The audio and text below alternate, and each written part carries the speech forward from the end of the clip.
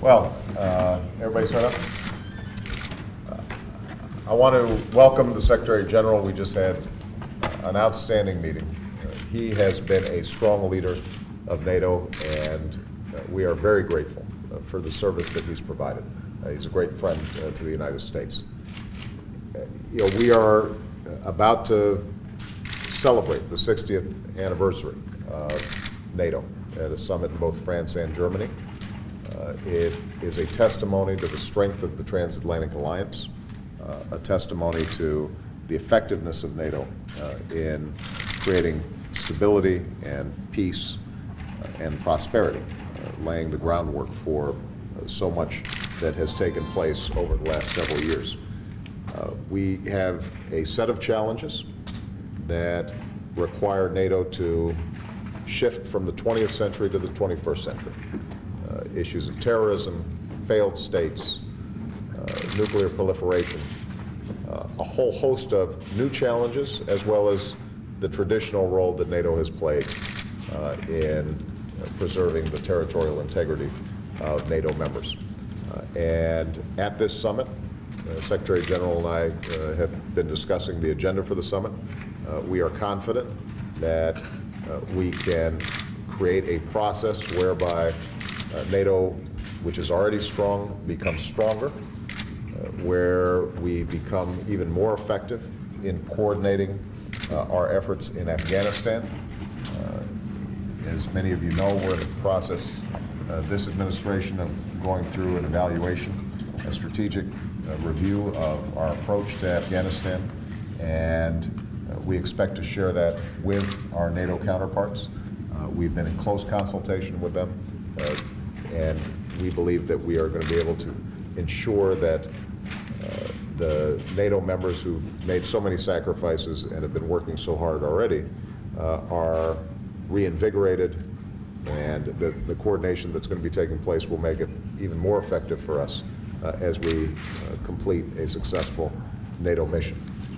We've also discussed the role that NATO plays with respect to Russia and how this administration, my administration, is seeking a reset of the relationship with Russia, but in a way that's consistent with NATO membership and consistent with the need to send a clear signal throughout Europe that we are going to continue to abide by the central belief that countries who seek and aspire to join NATO are able to join NATO. And finally, I thanked the Secretary General for his outstanding service. He is coming to the end of his tenure. I've told him that he's a young man, so he's going to have to find something else to do because he's an extraordinary talent, but he still has a lot of work in NATO to do just to get us through what is going to be a historic summit. And so I'm very grateful to him for taking the time to travel. Many thanks, Mr. President. For me, of course, it was a pleasure to meet the President of the United States, President Obama, for the first time here in the Oval Office. In the run-up, indeed, to the NATO summit in the beginning of April, so less than 2 weeks away in Strasbourg and Kiel in France and Germany, in the heart of Europe, by the way, which is an interesting place to celebrate NATO's 60th anniversary. But as the President already said, celebrating your 60th anniversary should not only be back to look at your successes, but also look ahead. And in Afghanistan, there are still major challenges. Many things are going right, but many things are not going right. We are, of course, waiting the results of the review going on in the United States of America, very relevant for the other allies, very relevant for NATO, and that review will certainly be discussed at the summit, Afghanistan being NATO's most important operational priority.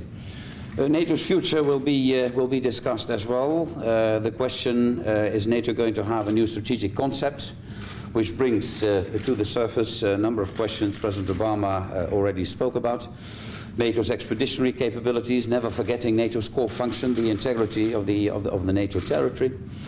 NATO's relations with Russia, We have many things on which we disagree, but NATO needs Russia and Russia needs NATO, so let's work on the things we agree on. And let's not hide our disagreements, and let us realize that also this relationship can, and in my opinion, should be strengthened. So it's a full plate at the summit, from Afghanistan to NATO-Russia, to NATO's future. We'll greet, hopefully, 2 new members. NATO's door is open, Albania and Croatia, in the family of democratic nations. And as President Obama said a moment ago, NATO's door will stay open for new members if they perform, if they fulfill the criteria.